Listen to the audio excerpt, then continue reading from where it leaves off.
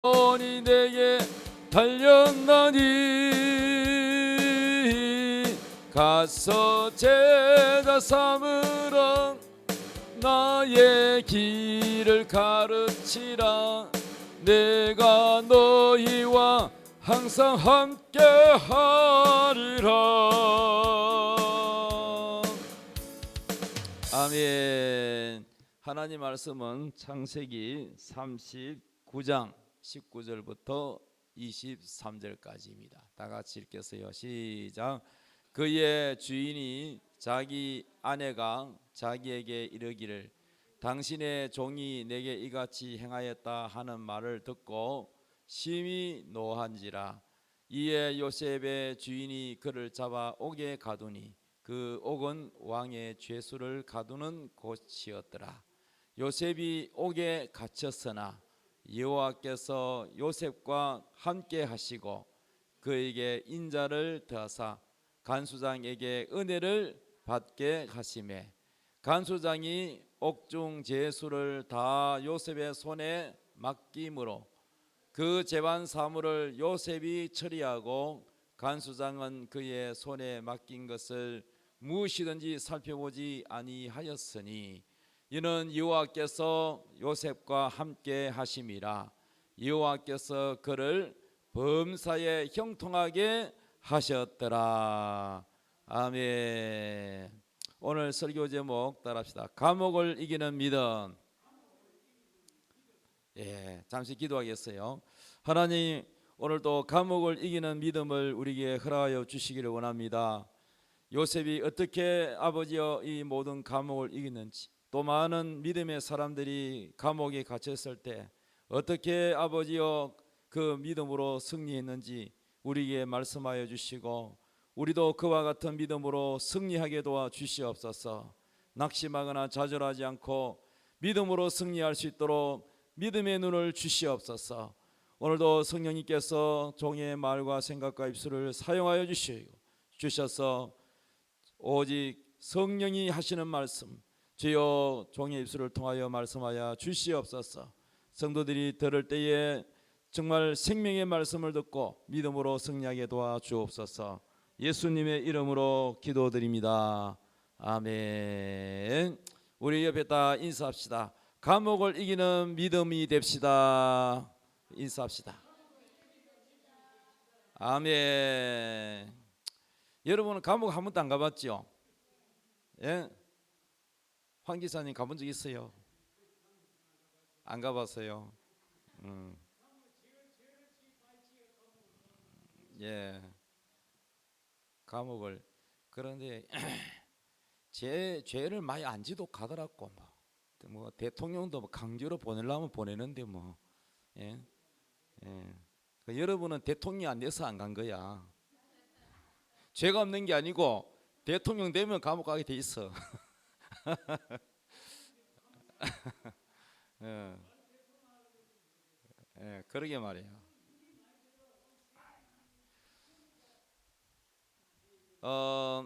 오늘 요셉이 얘긴데 요셉이가 야곱이 낳은 12아들 중에서 몇 번째 아들이냐?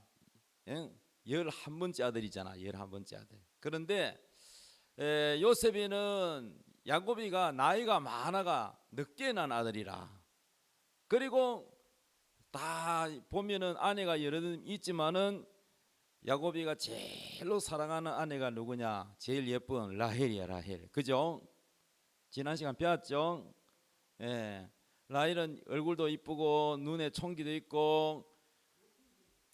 그런데 이 예쁜 마누라에서 태어난 이 요셉이 아들이가 부인이 이쁘니까 아들도 잘생겼을 거 아니야.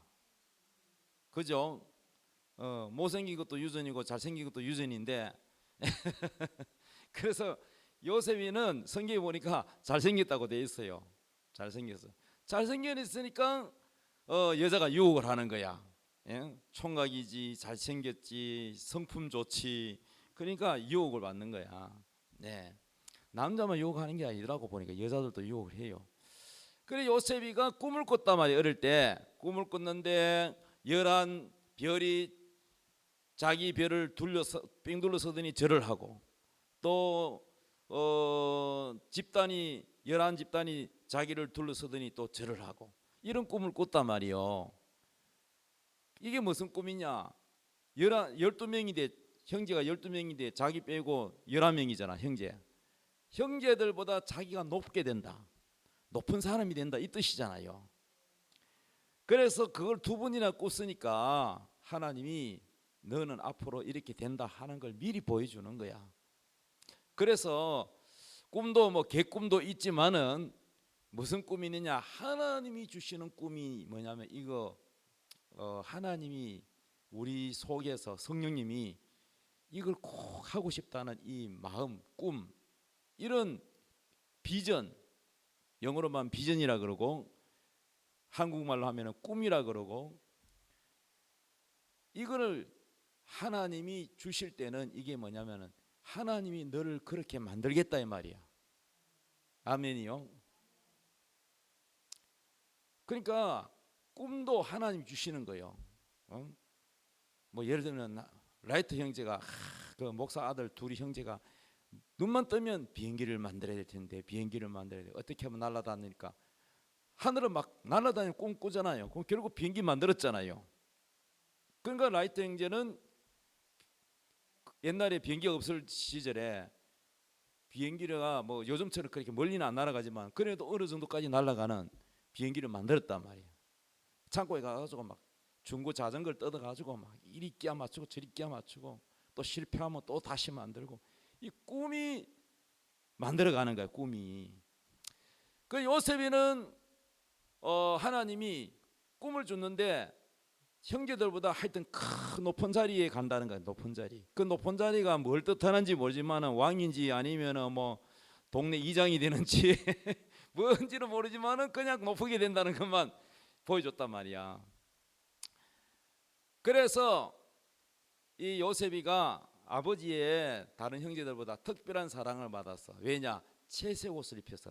다른 형제들은 그냥 평범하게 옷 입혔는데 요셉이만큼은 알록달록한 채색 옷을 특별하게 입히니까 차별 대우를 받으니까 다른 형들이 요셉이가 보니까 아버지의 사랑을 독차지하니까 얄미워요, 안 얄미워요? 얄밉지. 또 그거다 꿈까지 꿨는데 자기가 우리보다 늦게 된다 이러니까 형제들이 기분 나빠 안 나빠? 더 기분 나쁘지. 그리고 형제들이 잘못하면은 요셉이가 전부 아버지한테 다 일러바쳐. 형아 이런 죄를 저런 죄를. 그러니까 얄미워 하면 얄미워요? 얄밉죠. 하는 짓마다 얄미워. 또 요셉이가 너무 아버지 사랑을 독차지하니까 교만해 안 교만해? 마음이 높아 교만해. 그래서 한 번은 거기는 자 직업이 뭐냐면은 양떼를 거느리고 양은 풀을 뜯어먹인단 말이야. 그런데 우리나라는 어디든지 물도 많고 산이 푸르잖아요. 그런데 그는 중동 땅, 거기는 사막과 같은 그런 지대이기 때문에 풀이 그리 안 많아요. 비가 자주 오지 않아요. 그러니까 풀이 많은 곳으로 양떼를 몰고 그곳에 가서 그 많은 양들을 풀을 다 먹이게 하려면은 어떻게 해야 되느냐? 옮겨가야 돼. 그 많은 양떼들이 그거 먹어 치워봐요. 하루에 얼마나 먹어지. 그래 먹었으면 그 다음에는 또 저 멀리 또 풀이 없으면 또 저 더 멀리. 그래서 뭐 이틀 밤 3일 밤을 잘 수도 있고 그렇게 먼 곳으로 점점 옮겨가는데, 그래서 이제 이 형들은 다 커가지고 요셉은 어리니까 집에 있고 형들은 다 양을 몰고 저 멀리 갔단 말이야. 아버지가 걱정이 돼요 안 돼요? 그러니까 걱정되니까 요셉이를 신부를 보내서 먹을 거 사가들고 떡보따리 들고 너가 형님이 잘 있나? 어디까지 가 있는가 가 보고 오느라. 그래가지고 물어서 쭉 갔단 말이야. 그래서 형들이 양을 딱 치고 있는데 형들이 저 멀리서 누가 오는데 보니까 누구야? 누구지? 가까이 오는데 보니까 요셉이네. 저 잘난 척하는 놈이 온다. 저 꿈꾸는 자가 온다. 헛꿈꾸마, 응? 헛꿈, 이 과대망상에 빠진 놈, 헛꿈꾸는 자가 온다. 이런 의미로 꿈꾸는 자가 온다. 그래, 저 잘난 척하는데 우리한테 꿈꿨다고 내 자랑하는데, 그래 아버지도 안 계시겠다. 야, 골탕 먹이자. 잘 됐다. 그래가지고 요셉이 오니까 간식은 빼들고 요셉이를 겉옷을 뺏기고 깊은 웅덩이 파가지고 거기다 빠뜨렸어. 그거는 못 올라 혼자서 깊어가지고. 그럼 굶어 죽던지, 그죠? 그렇게 될 때인데 그거 내버려두고 가쁘면. 그런데 이제 형님 말이죠. 제일 마지가 아유 그러면 안 된다. 그래도 우리 배달 그 핏줄인데 그러면 안 되지. 그 마침 저 상인이 이렇게 지나가는 거야. 상인들이 낙타를 타고 지나가는데, 야, 그러지 말고 죽이지 말고 저기 상인들한테 팔아버리자. 노예로 팔아버리면 죽진 않잖아요. 그래가지고 돈 받고 팔아버렸어. 팔면서 뭐라고 했냐 이렇게 말했어. 형제들이 요셉 미우니까, 그래 네가 우리보다 높게 된다 그러는데, 그래 네 꿈이 어떻게 되는가 보자. 네 뭐 노예로 팔려가는데 네가 뭐 우리보다 높게 된다고, 그래 잘해봐라. 그러면서 팔아버렸어요. 그래가지고 이 요셉이가 아버지하고 작별 인사도 못하고 어떻게 됐어요? 노예로 팔려갔어요. 노예로. 그 노예로 팔린 거 어느 나라로 가냐? 이집트. 옛날에는 애굽이라고 해요. 애굽.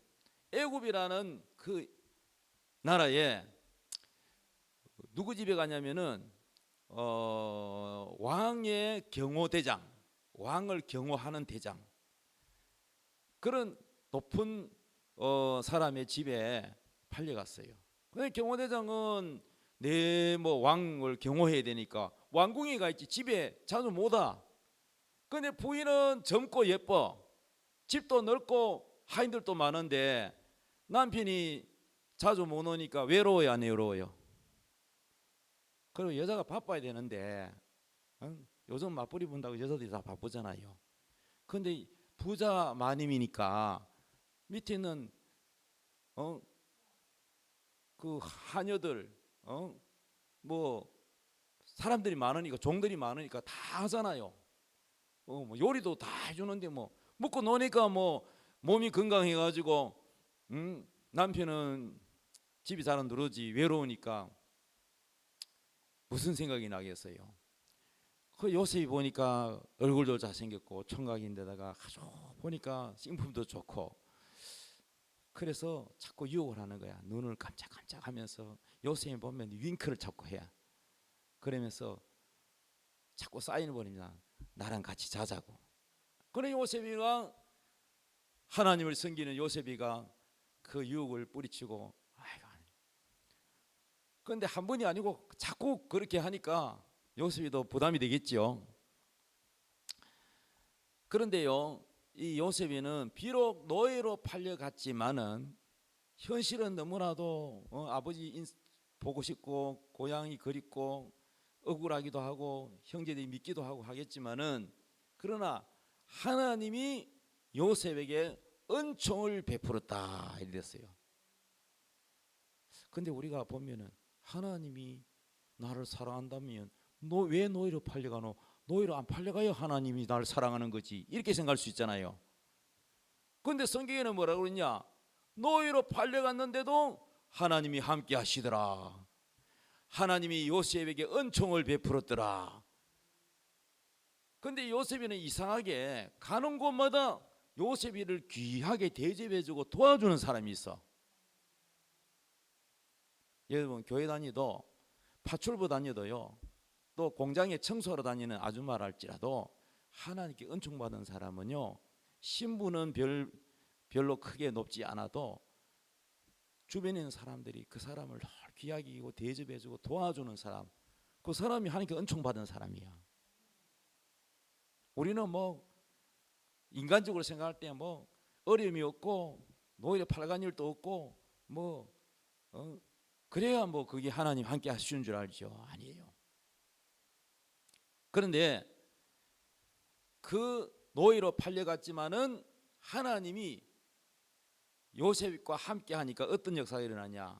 그 보디발 그 경호대장 그 사람이 요셉이를 가만 보니까 저 유대인인데, 하나님을 섬기는 유대인인데 보니까 하나님께 기도도 하고, 근데 보니까 쭉 지켜보니까 절대 거짓말 안 하고 너무나 정직하고, 몰래 말이죠, 뭐 감추거나 뭐 남겨먹거나 그런 게 없어. 너무 깨끗하고 진실하고 정직해. 지켜보니까 우리 예수 믿는 사람도 진실하고 정직해야 됩니다. 저는 개척 초창기 때부터 성도들에게 가르쳤어요. 회사 가면은 그 작업하는 장갑, 목장갑 이것도 하나 가오지 마라. 뭐든지 가오면 안 돼. 회사 거 나사 하나도 가져오지 마라. 도둑질하면 안 된다. 정직해야 돼, 예수 믿는 사람은. 아멘. 나 우리 옛날에 친척 중에 한 분이 현대 리바트 그 가구점 다녔는데, 그 공장에 다녔는데, 가구 만드는 공장이야. 거기에 뭐 그것도 말단 직원이 아니고 좀 제부 간부 되는 사람인데, 현장에서 일하는 사람인데, 그 경비하고 또 뭐 다 뭐 씀씀이 했는지 모르겠지만은 나무 그 좋은 나무 그 요즘 같이 뭐 합판 이런 게 아니고 원목 그런 걸 갖다가, 예를 들면은 뭐 책상 다리 하나, 또 등받이 뭐 하나, 부품 하나씩 가져가지고 다 모아가지고 조립해가 집에서 의자도 만들고 침대도 만들고 책상도 만들고 전부 돈 주고 산 게 아니고 도둑질해가지고 그 집에다가 딱 그 공짜로 해 도둑질해가지고 한 거, 그 기분 좋아가지고 웃고 다니는 그 사람이, 여러분 그런 사람이 많으면 회사가 어떻게 되겠어요?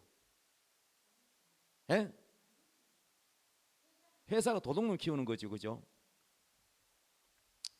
그럼 우리 예수 믿는 사람은 첫째 양심이 깨끗해야 돼. 양심 정직해야 돼. 욕심 부리면 안 돼. 내 거 아닌 거는 그게 손대면 안 돼. 그 요셉이는 그런 사람이야. 사람이 보든 안 보든 하나님 앞에 항상, 아무도 없어도 하나님 보고 계시고 하나님 앞에 정직하는 거야. 정직. 우리 예수 믿는 사람은 정직해야 됩니다. 거짓말하고 속이고 욕심 부리고 도둑질하고 절대 그러면 안 돼요. 그게 기본이 안 되면은 그건 아무리 잘 믿는다 해도 잘 믿는 게 아니에요. 첫째, 예수 믿으면 욕심을 다 버려야 돼. 욕심이 바로 죄란 말이에요. 죄. 그 요셉이는 주인이 가만 몰래 지켜보잖아. 다 봤잖아요. 요즘도 마찬가지. 여러분 회사 다니면요, 사람 눈이 안 띄는 몰래 카메라가 있어가, 요즘은 과학이 발달해가지고 사장이 다 봅니다. 다 봐. 그래가지고 IMF 같이 위기가 오면은 정지가 하지 않는 구조조정해야 되잖아. 직원들 줄여야 되잖아. 경기가 어려우니까. 그럼 누굴 내보낼까? 지각 잘하는 사람, 정직하지 않는 사람, 성실하지 않는 사람, 인성이 안 좋은 사람 다 잘라버려. 성실하고 정직한 사람, 그 사람은 살아남는단 말이에요. 믿습니까? 이렇게 하나님 앞에 깨끗해야 하나님이 함께하지. 늘 지 양심을 속이고 거짓말하고 속여먹고 회사 몰래 회사 것 갖다 도둑질하고, 그 하나님 함께하지 않습니다. 그 요셉은 어떤 사람이냐? 정직하다 말이야. 깨끗하다 말이야. 그래서 그 주인이 비록 노예로 왔지만은 모든 자기 아내만 빼고 모든 집안의 살림 재반 업무를 다 기록하고 계산하고 하는 모든 것을 누구한테 맡기냐? 요셉한테 맡기는 거예요. 요셉한테. 그만큼 뭡니까? 돈, 재정 이런 걸 다 맡길 때는 믿는다는 거예요. 믿는다. 믿습니까?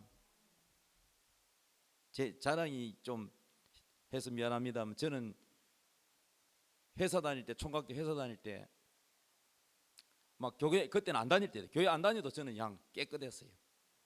회사에서 다 저를 인정했어요.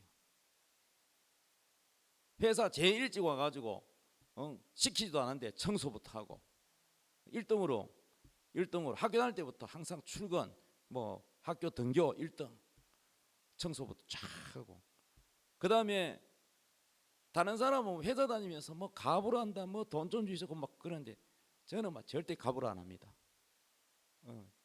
막 해줄게, 필요하면 가거나 해도 안 합니다. 정직. 그래서 저한테 돈을 맡기면은 그 돈은 오른쪽 호주머니 넣고 내 돈은 왼쪽 호주머니 있고, 똑같은 돈이지만은 이 돈은 아예 손도 안 돼. 보관하고 있다가 달라 할 때 언제든지 줍니다. 그렇기 때문에 제 별명이 은행이라 할 정도로 정직하게, 회사에서도 인정 안 해요. 그래야 사람은요 신임을 얻어야 되어 있어. 정직하고 신임을 얻어야 돼요. 어디 가나. 그 정중 회장이 가장 중요시 여기는 게 뭐냐면 정직과 성실. 돈은 없어도 정직하면 성공한다는 거예요. 우리 예수 믿는 사람은 기본이 정직이에요. 정직. 양심을 속이면 안 돼요. 정직해야 돼요. 그 요셉이는 너무나 정직하니까 모든 걸 다 맡겨놓고 또 검사도 안 해. 이야, 자가 뭐 또 삥땅 치는 거 없나? 빼돌린 거 없나? 검사 안 해. 몇 년이 지나도 검사 안 해. 얼마나 정직하고 진실해서 다 믿어버려. 다 믿어버려. 다 맡겨버려. 할렐루야. 사업을 해도 정말 정직하면요 그 사람요 단골이 자꾸 생겨요. 단골이 야, 저 사람 틀림없다. 단골 생긴다니까요. 뭔가 안 되는 사람은 신용을 잃었어. 신용. 사업 실패하는 신용을 잃어버렸어. 처음에는 잘해주다가 나중에는 마음이 변해버려. 좀 더 해가 난가 먹고 속이고 그러면요 다 떨어져요. 자, 요셉이가 하나님이 함께 하시니까 어디를 가든지 대우를 받게 해줘. 그런데 보디발 아내가 자꾸 유혹을 하니까 요셉이가 거절하니까 한 번은 이 여자가 독한 마음을 품고 그 보디발의 아내가 다 사람들을, 하인들을 다 밭으로 들로 다 보내쁘고 집에 아무도 없을 때 요셉이 하나만 놔두고 요셉이를 유혹을 했어요. 그랬더니 요셉이가 안 넘어가. 하나님이 보고 계시고, 아멘. 또 당신 남편이, 주인이 다른 건 다 맡겼는데, 나를 믿고 맡겼는데 얼마나 고마워. 믿고 맡겼는데 당신만 빼고 다 맡겼다. 그런데 내가 어찌하여 당신 남편 주인에게 배신하겠느냐. 하나님 앞에도 죄 지으면 안 되겠지만은 의리를 지켜야지. 이렇게 주인이 나를 믿고 다 맡겼는데 그러면 안 되지. 그러니 여자가 자존심 상하니까 강제로 막 자자고 막 땡기니까 요셉이가 도망가다가 옷이 확 벗겨졌어. 강제로 잡 땡기니까 막 도망가려니까 옷이 확 벗겨졌어. 그래가지고 나중에 이제 남편이 이제 집에 왔는데 자기 남편한테 이걸 알렸단 말이야.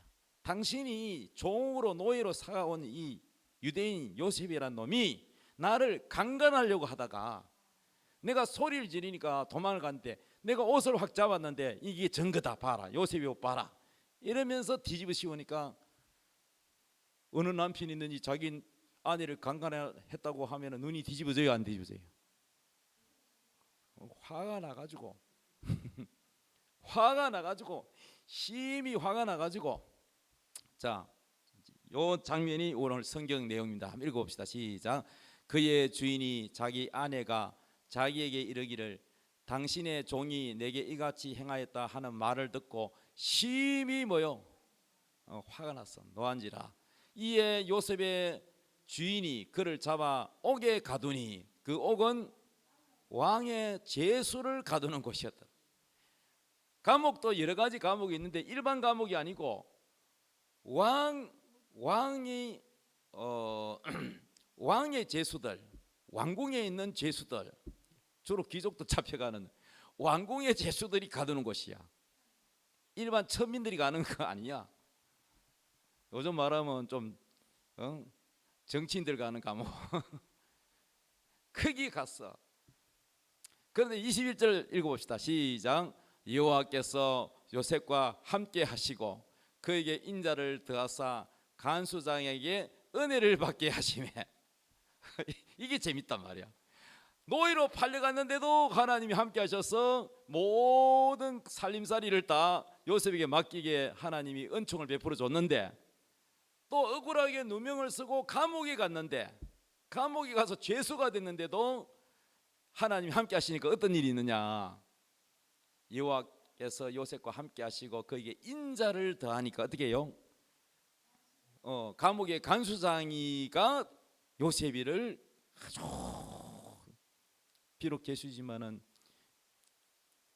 귀한 사람이다, 은혜를 받게 하시는 거예요. 할렐루야. 이게 하나님 함께 하시는 거예요. 어디를 가든지 여러분을 귀하게 대접하고 여러분을 잘 대우해 주는 사람이 있다면 여러분 요셉과 같은 축복을 받은 거예요. 22절, 간수장이 옥중 제수를 다 요셉의 손에 맡겼다. 야, 그거 보세요. 보디발 집에서도 그랬는데 그 감옥에 있으면서도 뭐 옥중 그 감옥 안에 있는 죄수들을 다 관리하는 걸 누구한테 맡겼다? 간수 그 감옥의 총대장이 요셉한테 다 맡기는 거야. 얼마나 요셉이를 신뢰하게. 그거 누가 해요? 하나님이 그렇게 하신다는 거야. 손에 맡김으로 그 재반 사물을 요셉이 처리를 하고, 간수장은 그의 손에 맡긴 것을 무엇이든지 살펴보지 아니하였으니, 이 말은 검사 안 한다는 거야. 믿는다는 거야. 살펴보지 아니하였으니 이는 여호와께서 요셉과 함께 하심이라. 따라합니다. 하나님이 함께 하시면 사람들이 나를 대우해주고 의심하지 않고 다 믿고 맡긴다. 아멘. 회사 들어가도 높은 회장님이 특별한 자리에 네 이거 막 다 해봐라 하면 다 맡겨. 할렐루야. 옛날에 이명박 대통령이 있죠. 이명박 대통령이 대통령 되기 전에 어느 회사에 있었습니까? 현대건설에 있었죠. 현대건설. 예? 고려대 나왔잖아요. 되게 가난했어요. 거지보다 못 살았대요. 거지는 얻어먹고 하루 3끼 먹는데 그 집안은요 가난해가 하루 3끼 못 먹었대요, 밥을요. 그런데 이분이 헌책방 가지고 그래가 고려대 시험 쳤는데 막 합격이 됐어. 그래가지고 시장바닥에 그 청소 일 해주고 시장에 아주머니들이 돈 걷어가지고 돈을 빌려줬어. 그래서 학비를 마련해가지고 청소 일을 하면서 학교를 다녔어요. 밑바닥부터 했어요. 그래가지고 이분이 또 박정희 대통령 때 막 이거 데모하고 이래가지고 빨간 줄 끄기가지고 취업이 다 막히는 거야. 어디 가도 다 막히는 거야. 그랬다가 이제 다시 이제 박정희 대통령이 그걸 풀어줬어요. 풀어줘가지고 현대 들어갔어. 그래, 정중 회장이 얼마나 부지런한 분입니까? 그런데 이명박 이분도 굉장히 부지런하거든요. 시장에가 청소하려고 하면 몇 시에 일어나야 돼? 새벽에 일어나야 되잖아. 정중 회장도 새벽에 일어나야 하는 거야. 그러니까 이 이명박 이분도 어릴 때부터 어머니가 먼저 예수 믿었죠. 그래서 기독교 집안인데 현대 건설에 들어갔더니 너무너무 부지런하고 또 정직하고 이거를 어머니한테 신앙교육을 받아놓으니까 정중 회장이 다 맡기는 거야. 이분한테 다 젊은데도 20대부터 막 부지런하고 정직하고 하니까 맞다. 요셉이처럼 이렇게 신임을 얻는 거야. 할렐루야. 그러다 또 그게 뭐 우리만으로만 되겠습니까? 하나님이 함께 하시니까. 하나님 함께 하시니까.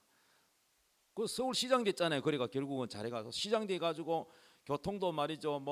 카드 하나 가지고 버스 타고 이 카드 하나 가지고 또 지하철 갈아타고 돈 추가 요금 없이 환승 다 하도록 만든 게 누가 했어요? 그분이 했어요. 그래가지고 서울에 있는 사람들한테 얼마나 인기 좋은지 몰라. 교통이고 문제 다 해결해버려. 그래서 다른 나라에서 온 사람들이 우리나라처럼 이렇게 안 되거든요. 지하철비 따로 내야지, 버스비 따로 내야지, 뭐 따로 내야지, 돈 또 따로 내야 되고 또 갈아타야. 그런데 이거를 전부 다 묶어가지고 카드 하나 가지고 다 환성 찍고 하면은 다 되게 만들어 놓으니까 얼마나 편리하고 돈도 절약되는지. 그 인기로 뭐가 됐어요? 대통령까지가 됐잖아요. 할렐루야. 이와 같이 오늘날에도 요셉이처럼 하나님께 은총을 받으면 나이가 젊어도 회사 들어가면 하나님이 그 높은 회장이나 이런 분들이 막 몇 개 신임을 해서 할렐루야. 하나님 잘생기면 하나님이 이렇게 해주시는. 그래서 감옥에 갔는데도 간수장이한테 은총을 받고 보디발 장군한테도 또 그 집안에도 은총을 받고, 이게 하나님 함께 하신다는 거예요. 노란 글씨 한번 읽어봅시다. 시작. 여호와께서 요셉과 함께 하심이라 여호와께서 그를 범사에 형통하게 하셨더라. 우리가 생각할 때는 아이고 억울하게 말이야, 죄도 없는데 말이야 감옥에 보내고 이게 무슨 함께 하냐 이렇게 생각할 수 있겠지만은, 하나님이 함께 하신다는 것은 어려운 일이 없다는 게 아니야. 어려운 일이 있어도 이상하게 그 어려운 가운데서도 사람에게 은총을 받고 귀한 대접을 받고 신임을 받고, 이게 하나님 함께 하신다는 증거입니다. 믿습니까? 자, 우리 감옥에도 종류가 있는데, 여러분은 감옥에 간 적 없다 그러는데, 이런 감옥은 다 여러분이 다 갔다 왔어요. 한번 따라합시다. 물질의 감옥. 물질의 감옥 가본 적 있어요, 없어요? 무슨 말인지 모르겠어요. 물질에 되게 어려운 적이 있었나 없었나 이 말입니다. 물질에 너무너무 어려운 거는 물질의 감옥이야. 물질의 감옥. 예? 어떤 분은 신용 불량자까지 간 사람도 있어. 카드 돌려막기 한다고. 이게 뭐냐? 물질의 감옥이야. 물질의 감옥. 두 번째 따라서 환경의 감옥. 환경의 감옥. 세 번째는 따라서 질병의 감옥. 병이 있으면은 이것도 감옥이야. 그렇죠? 여러분, 병이 너무 길고 오래 가면은 집에 못 있고 어디 있어요? 병원에 있잖아요. 그럼 병원이 감옥이 아닙니까? 잘 걷지도 못하고 맨날 그 환자들 신음소리, 다 죽어가는 소리 거기 갇혀가지고 맨날 주는 병원이 주는 맛없는 밥만 먹어야 되고, 그죠? 밖에 외출해가지고 맛있는 고기도 좀 뜯고 싶고 막 바람도 쐬고 이렇게 다니고 싶는데 못 다니죠. 걷지도 못하죠. 맨날 감옥 같은 그 병원에서 주는 밥 먹어야 되고, 그죠? 또 뭐 당뇨가 있고 뭐가 있어가지고 그래가지고 또 다른 환자하고 밥이 또 달라. 소금도 하나도 안 들어가는 밥도 있어. 맛이 없어. 그래도 그거 먹어야 돼. 살라면. 그게 뭐요? 따라합시다. 질병의 감옥. 질병의 감옥에 갇힌 사람이 있어요, 없어요? 있죠. 그럼 그 사람 소원은 돈도 필요 없어. 이거 막 다른 거 필요 없다. 건강하면 좋겠다 막. 맞지요? 여러분 감사하십시오. 여러분 맛있게 식사도 드실 수 있고 걸어 다닐 수 있고 내가 가고 싶으면 갈 수 있으니까 얼마나 좋습니까?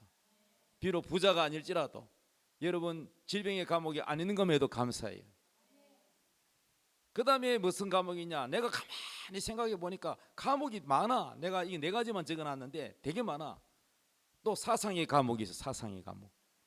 이 사상이 공산주의 사상이 이게 딱 들어가면은, 주사파가 뭔지 아시죠?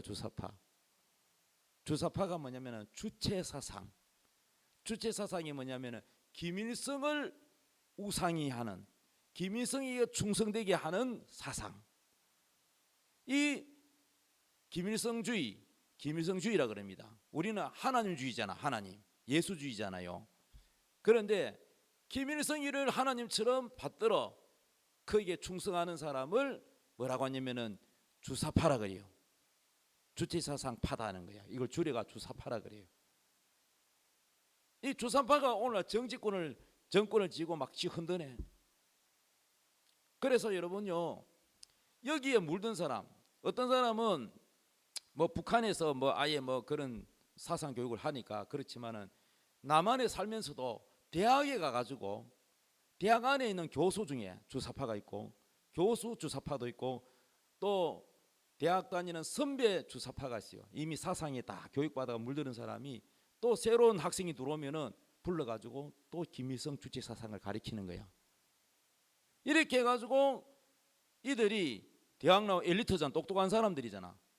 이런 사람들이 졸업해가지고 뭐해요? 교수 아니면은 정치인이 되든지 아니면은 또 뭐 언론이 기자가 되든지 이런 자리에 다 장관이고 자리 차지해가지고 완전히 이 나라를 김일성한테 갖다 바치려고 몸부림치는 자들이 있단 말이요.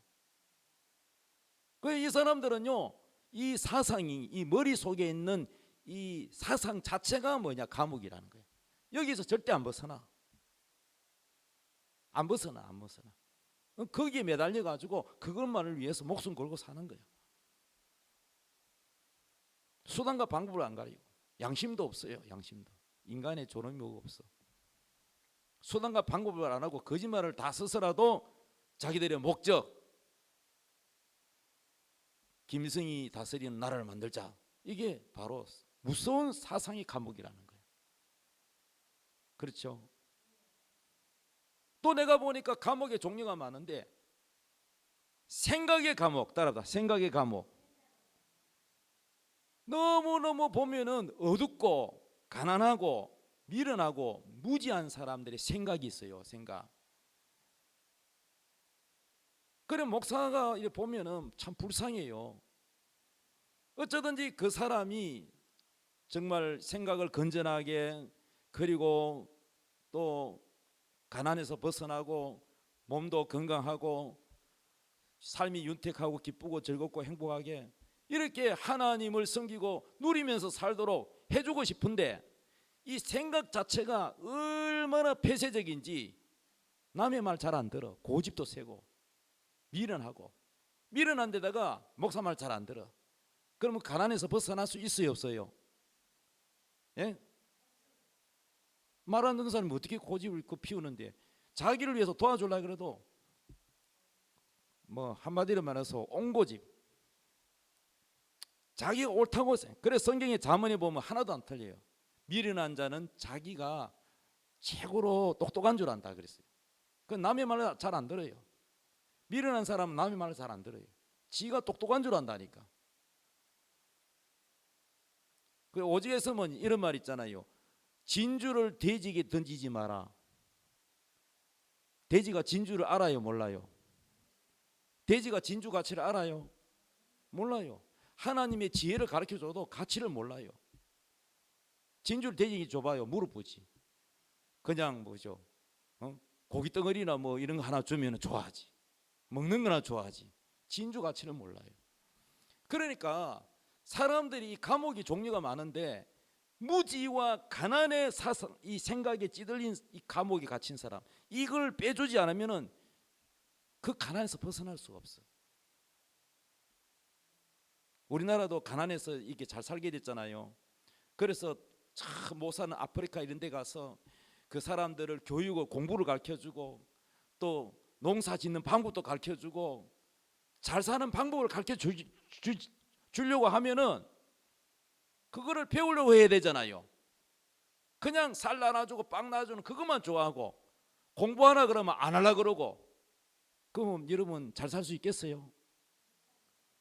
쌀하고 빵하고 그거 먹으면은 그거 뭐 며칠 먹고 나면 끝나는 거 없는데 또 가난해질 텐데, 그 맨날 뭐 좀 안 주나 하고 얻어먹는 것은 거지 근성만 가지고 그 가난에 못 벗어나는 거예요. 아무런 대가 없이 교육을 받아야 되고 배워야 되고, 그래야 이 가난에서 벗어나고 잘 살게 되고 자식들도 공부 잘 시킬 수 있는 길이 있는데 그거 배우려고 하지 안 해요. 그 고집이 세고 게으르고 자기 저 습관 이걸 안 바꾸려고 그러니까 방법이 없는 거예요. 방법이. 그래서 그 나라가 가난한 것은 생각의 감옥이 있다. 생각의 감옥. 공산주의도 마찬가지야. 사상의 감옥에 딱 갇혀 있다. 생각이 자체가 감옥이라. 여러분, 개가 줄 묶어 놓으면 그 도망 못 가잖아요.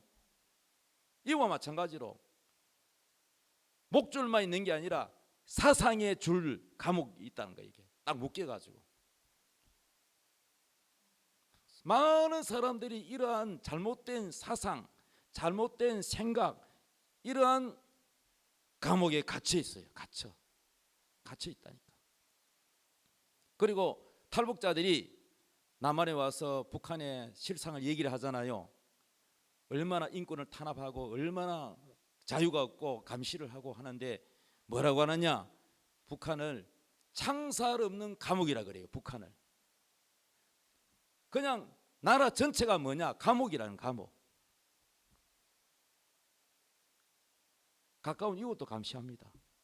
저 집에 오늘 누가 친척이 중국에서 뭐 줬어. 살하고 고기하고 그 봉지 들고 가는 거 봤어. 그러면요, 그 동네 이웃이 지나가는 거 봉지 들고 가는 거 다 봅니다. 다 알아요. 그것도 수상하다. 신고 안 하면, 신고 안 했다고 이 사람도 걸려. 서로 배신하고 서로 감시하고 서로 고발하고, 그게 북한입니다. 여러분, 경찰만 감시하는 게 아니라 서로끼리 감시를 하고 그래요. 그러니 감옥이 아닙니까? 감옥이지.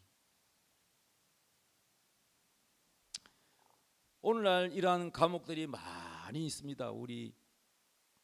그래서 우리는 하나님 앞에, 하나님이 우리를 도와주려고 하는데 우리 스스로 잘못된 이 사상, 잘못된 생각, 여기에 갇혀 있지 않는지 우리 자신을 살펴봐야 돼. 아멘. 그래서 하나님은 우리에게 진리를 알지니 진리가 너희를 자유케 하리라. 따라합시다. 진리가 우리를 자유케 하신다. 진리를 알지니 진리가 너희를 자유케 하리라 그랬거든요.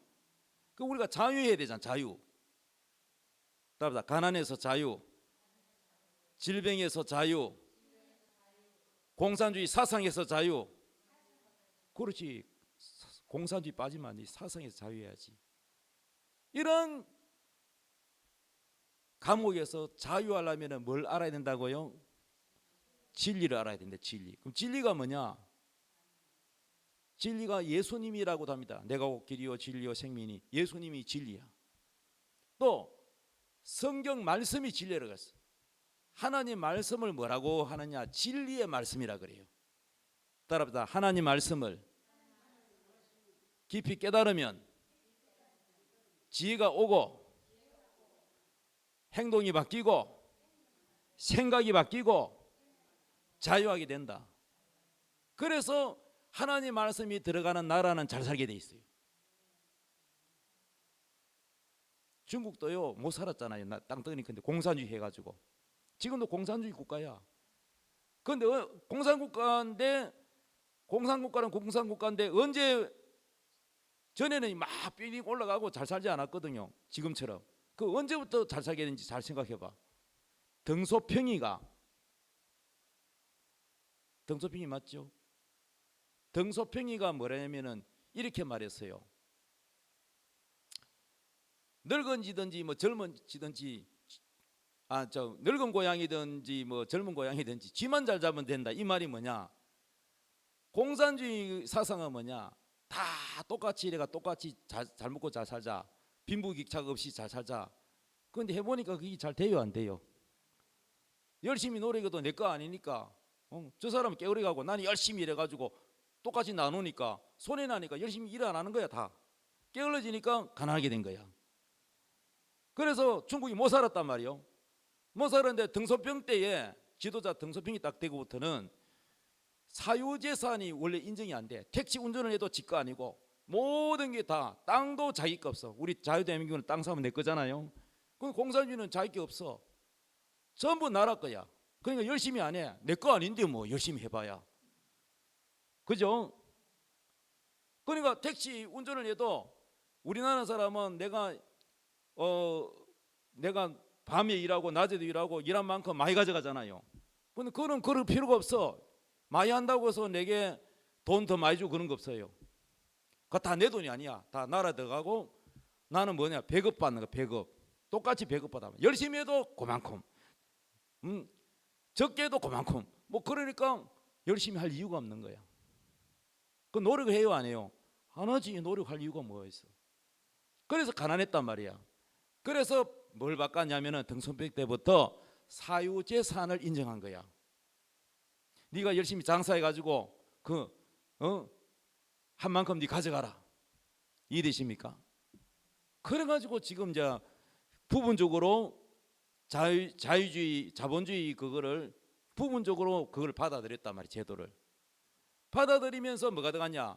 교회가 들어갔어. 교회. 그래서 십자가가 세워지고 교회가 세워지고 또 그것도 감시를 했는데, 뭐든지 감시를 해 지금도. 그래서 선교사가 들어가지고 전도해가지고 지하교회 몰래 숨어서 예배를 드리는 그 진짜 배기 교회, 하나님의 성령이 운행하는 그런 교회가 많아지니까, 복음이 들어가니까 중국이 잘 살게 된 거야. 내가 하고 싶은 말이 뭐냐? 진리를 알지니 진리가 너희를 자유케 하리라. 아프리카든 공산국가든 하나님의 말씀이 들어가면 그 나라는 자유하게 됩니다. 자유. 할렐루야. 그래서 공산주의는 감시하고 이래야 되는데, 이 하나님 말씀이 얼마나 차원이 높습니까? 지혜롭고. 이 진리의 말씀이 들어가면 공산주의 사상 그거 말 안 들어요. 순교해도요, 우리는 하나님 말씀 외에는 막 눈도 깜짝 안 하니까. 그러니까 공산주의가 기독교를 무서워하는 거야. 자기 말 안 듣거든요. 진리의 말씀이 이게 딱 들어가면 최고의 높은 권위의 말씀 아닙니까? 그래서 어느 나라든지 우리를 자유케 하는 이 진리의 말씀이 사람 속에 들어가면 그 나라는 복을 받게 돼요. 복을 받게 돼요. 그래서 동성애의 이것도 하나의 영적으로 동성애 귀신에게 딱 붙어가지고 동성애의 사상, 이 감옥에 갇힌 사람도 하나님의 진리의 말씀이 들어가니까 동성애를 버려. 남자가 남자를 사랑하고 여자를 사랑하는 비정상적인 사람이 다시 자유하게 해서 돌아와. 정상으로 돌아와. 그 어떤 사람도, 부모도 이거를 어떻게 고칠 수가 없어. 무슨 말씀인지 이해돼요? 진리의 말씀, 이 진리만이 우리를 자유케 하는 거예요. 동성애가 치료받은 사람도 있습니다. 그래서 우리는 이러한 물질의 감옥, 환경의 감옥, 질병의 감옥, 사상의 감옥, 여러 가지 이런 영적인 감옥, 눈에 보이는 감옥, 실제로 감옥에 갇히는 감옥 종류도 많지만은 진리의 말씀이 이 감옥에서 우리를 자유케 하는 줄로 믿으시기 바랍니다. 할렐루야. 자, 그러면 요셉이만, 구약의 요셉이만 감옥에 간 게 아니고 감옥에 간 사람 중에서 세례요한도 감옥 갔어요, 안 갔어요? 성경에 보면은 예수님에게 직접 물세례를 준 세례요한도 왕이 범죄, 죄를 지으니까 세례요한이 가가지고 바른 말 했다가 그래서 감옥에 갇혔어요. 그러니까 나중에는 목이 잘려가 죽었어요. 세례요한이 감옥에 갇혔는데 자기 제자들을 예수님한테 보내가지고, 자기는 감옥에 갇히면 못 나가잖아. 그래 자기 제자들, 면회온 제자 보고, 야, 예수님께 가서 물어봐라. 예수님 당신은 정말로 우리가 기다리던 그분 맞습니까? 하고 물어봐라. 자기가 예수님에게 물세례를 주면서 보라, 세상 죄를 지고 한 하나님 어린 양이라고 증거를 해놓고는 자기가 감옥에 갇히니까 세례요한이 또 의심을 하네. 왜냐? 예수님이 자기를 면회 오지도 않고 감옥에서 구해 주지도 않고, 그래서 자기 생각하고 다르니까 뭐요? 의심하고 또 낙심하다가 결국은 목이 잘려서 세례요한은 죽고 말았습니다. 우리가 감옥에 갇히면 의심하면 안 돼요. 하나님 의심하면 안 되고 낙심하면 안 됩니다. 그러면 죽는 거예요. 베드로도 복음 전하다가 잡아가지고 감옥에 넣었어요. 베드로가 감옥에 갇혔어요. 그런데 베드로는 감옥에 있을 때 어떻게 했습니까? 퍼들어 잤어. 이참에 아이고 피곤한데 잠이나 자서 잠자고 있는데 베드로를 누가 꺼내줬냐? 베드로 그 당시 예수 믿는 여자들하고 다 문 잠그고 한 집에 모여가지고 하나님께 간절히 기도했어. 하나님, 베드로가 갇혔습니다. 제발 살려주세요. 감옥에서 꺼내달라고 기도했어요. 그래서 하나님이 그 기도를 들으셔서 천사를 보내가지고 베드로의 감옥에 갔단 말이야. 그랬더니 천사가 얼마나 능력이 있는지, 천사가 하니까 감옥 문이 잠겨져 있는데 자동으로 쇠사슬이 다 끌어지고 문이 척 열리고, 그리고 간수장이는 모르는 거야. 천사가 안 보이니까. 그리고 베드로가 자고 있는데 일어나라 깨우는데 발목도 감옥 안에 있지만은 발목도 자꾸로 다 채워놨어. 쇠사슬로 다 이렇게 채워놨는데 그게 철커덩 다 열려버리네. 그래가지고는 빨리 따라오느라. 그래서 갑자기 자다가 깨니까 비몽사몽하니까 이 베드로가 이게 꿈인가 혹시, 그렇잖아요. 자다가 갑자기 깨니 꿈인지 생신인 것 같기도 하고 꿈인 것 같기도 하고. 그러니까 밖에 나오니까 찬바람을 쐬고 천사는 떠나버리고 그제서야 이 꿈이 아니네. 그래가지고 그 모여서 기도하는 거기 가가지고 문을 두드렸습니다. 문을 두드렸더니 사람들이 막 소리 내서 기도한다고 막 쫙 하고 기도하니까 베드로가 문 두드리는 소리가 들릴까 안 들릴까? 안 들려. 그런데 기도 안 하고 뺀질 거리고 있는 여자 계집아이 하나가 문 두드리는 소리 듣고는 사람들에게 보세요 누가 왔습니다. 베드로 목소리입니다. 기도해놓고도 안 믿어. 무슨 소리 하고 있어? 지금 감옥에 있는 사람이 어디 온단 말이야? 살려달라고 기도해놓고는. 그래 베드로는 문을 계속 두드립니다. 탕탕탕탕. 잡히면 안 되니까 빨리 들어와야 되는데, 그런데도 에이 그의 천사가 왔겠지. 아니라니까요. 자꾸 그래가지고 이제 문을 열어봤더니 누가 문 앞에 있어요? 베드로가 떡 있는 거예요. 그래서 베드로는 잠을 자가지고 천사가 와가지고 그들이 기도해서 감옥에서 풀려나기는 풀려나는데 문제는 뭐냐? 죄수를 지키는 이 간수 보초병들이 그 당시에 법이 어떠냐면은 죄수 한 명을 놓치면 자기가 대신 목숨을 내놔야 돼요. 우리나라는 안 그렇죠. 교도소에 누가 탈출했다 그러면 그 교도관이 대신 죽습니까? 대신 감옥 갑니까? 그건 아니죠. 그 대신에 뭐 책임을 진다든지 뭐 그런 건 있겠죠. 근데 저때 당시는 법이 어떠냐? 죄수 하나가 탈출해 가지고 못 잡으면은 그 사람이 대신 죽어야 되는 거야. 그래서 간수장이가 이 베드로가 탈출해 가지고 자기가 목숨 대신해 가지고 죽어야 되니까 자살해 가지고 죽는 사람이 있는 거야. 그래 간수 16명이 사망했어. 베드로는 에레미야는 감옥에 갇혔어요. 시대의 뜰에 갇혔어요. 그런데 에레미야는 감옥에 갇힐 때 어떻게 했느냐? 하나님께 부르짖어서 기도를 했어. 할렐루야. 우리가 감옥에 갇히면 어떻게 해야 됩니까? 기도해. 기도. 따라서 물질의 감옥, 질병의 감옥, 환경의 감옥, 어떤 감옥이든지 뭐 해야 된다? 부르짖어야 돼. 부르짖어. 속닥거리면 안 돼. 기도를 부르짖어야 돼. 네 번째 바울입니다. 바울. 사도 바울은 감옥에 갇혔는데 바울과 실라가 어떻게 했느냐? 찬송해서 찬송. 따라서 찬송하다.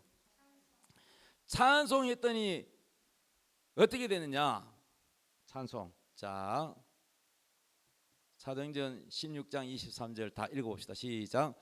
많이 친 후, 자 사도 바울을 감옥에 갇히기 막 때렸단 말이야. 많이 친 후에 옥에 가두고 간수에게 명하여 든든히 지키라 하니 그가 이러한 명령을 받아 그들을 깊은, 그러니까 문을 열고 또 들어가고 또 문을 열고 또 들어가고 하니까 저 깊은 도망 못 가게 깊은 감옥에 갇혔단 말이야. 여러 겹겹이 돼 있는 그런 감옥에 깊은 옥에 가두고 그 발을 차고에 든든히 발에도 채워서 도망 못 가게. 25절 한밤중에 바울과 실라가 기도하고 하나님을 찬송하며 죄수들이 듣더라. 다른 죄수는 다 낙심해 가 있는데 한밤중에 바울과 실라가 뭐 했다고요?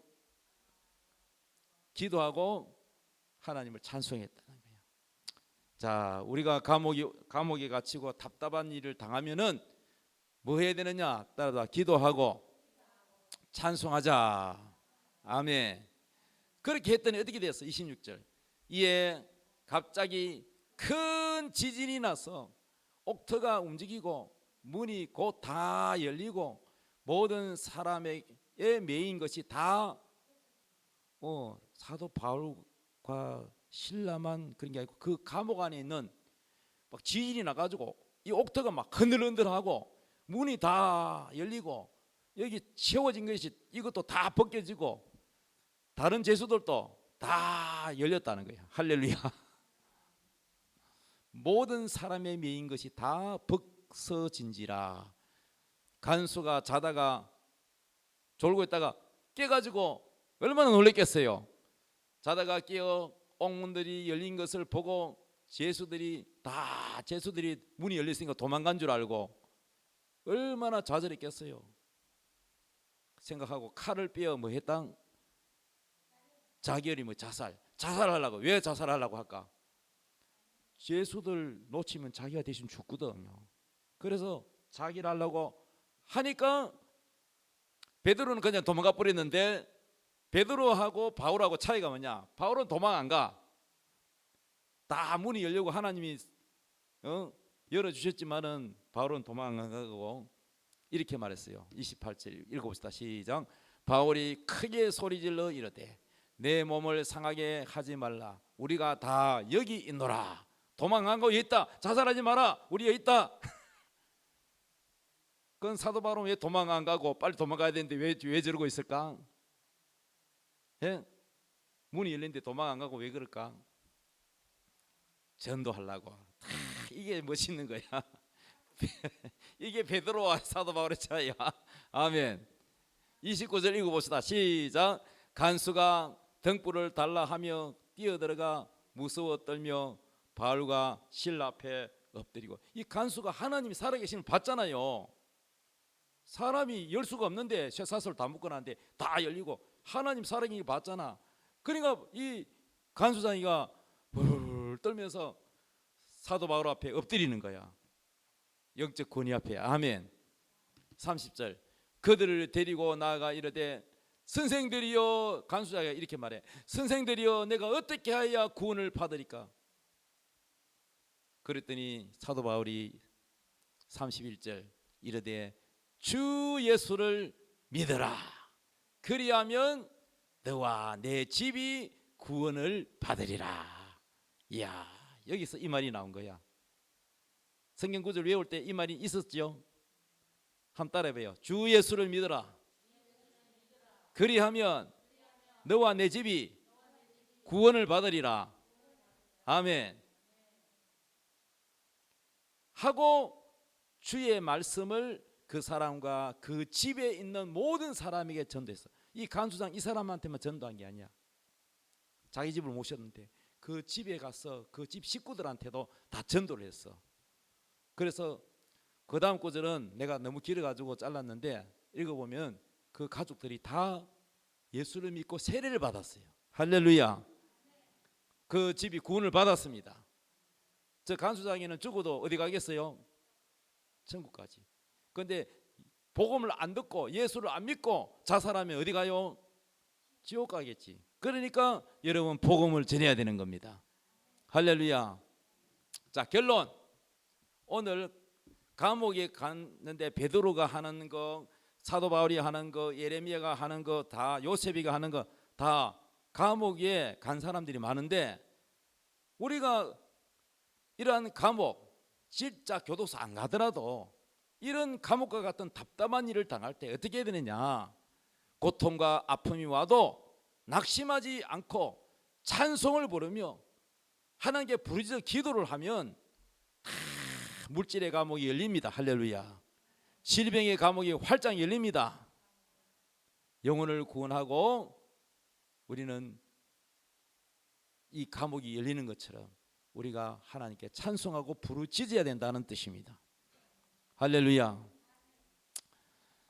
자, 따라합시다. 감옥을 이기는 믿음. 우리를 애워사는 감옥이 어떤 게 있다 그랬죠? 물질, 질병, 환경, 여러 가지의 이러한 감옥이 있을 때 어떻게 이기느냐? 믿음으로 하나님께 찬송하고 기도하고 부르짖어 기도하면 열린다는 거예요. 열려. 감옥이 열린다. 작고가 열린다. 물질이 열린다. 할렐루야. 경제가 어려워도 경제가 열린다. 대한민국의 외화 위기라고 IMF가 과거에 있었죠. IMF가 왔지요. 그런데 세계가 놀랐어. 보통 IMF가 오면은 이게 오래가. 그런데 우리나라는 짧게 지나갔어. 그래서 다른 나라가 다 우리나라를 이상한 나라라 그래. 이상한 나라. 신기한 나라라 그래. 왜? 아니 중국도 그걸 놀리더라고요. 그럼 어떻게 IMF 위기를 극복했느냐? 항상 거기에 기준이 누구냐 하면은 교회야. 교회. 태안 유출 기름 사건도 교회가 앞장서서 그 기름을 수거하는 봉사를 했고 버스 대질해 가가지고 그러면서 예수 안 믿는 사람들도 거기에 가세를 해서 다 기름을 다 제거하고 할렐루야. IMF 때도 금모기 운동을 했어요. 금모기 운동 기억나시죠? 돌반지 무슨 반지 나라를 살리자 해가지고 여러분 이 기금속을 나라를 위해서 내놓는 나라는요 중국에도 없어요. 어느 나라에도요 자기 그 기금속을 그 금덩어리를 나라 살리겠다고 그걸 내놓은 사람 다른 나라는 없어요. 전기를 안 끊어가나 멀쩡한 전기를 갖다가 말이죠. 아프리카 같은 데가 뭐 어디 저 변두리 가면은 중국 같은 데도 그 구리 팔아먹는다고 사용하고 있는 그 전기선을 끊어가지고 팔아먹고 맨홀 뚜껑을 갖다 팔아먹고 예? 학교 철로 된 대물을 갖다 끊어가지고 팔아먹고 고물로 참 나라 망할 짓이. 그런데 우리 대한민국은 외화위기 때 어떻게 이 IMF 감옥을 벗어났습니까? 다 국민이 단결해가지고 서로 자기 금을 내놓고 해서 금모기 운동에서 그 외화 위기를 벗어나서 세계가 놀랐습니다. 할렐루야.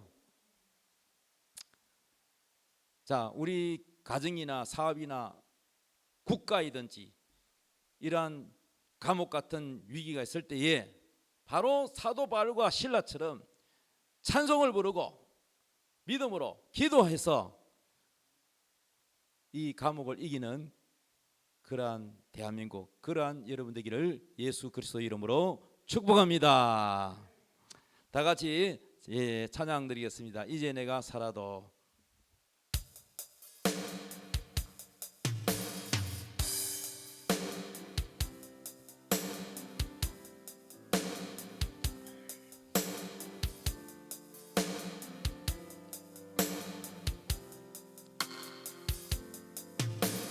이제 내가 살아도 주 위에 살고 이제 내가 죽어도 주 위에 죽네. 하늘 영광 보여주며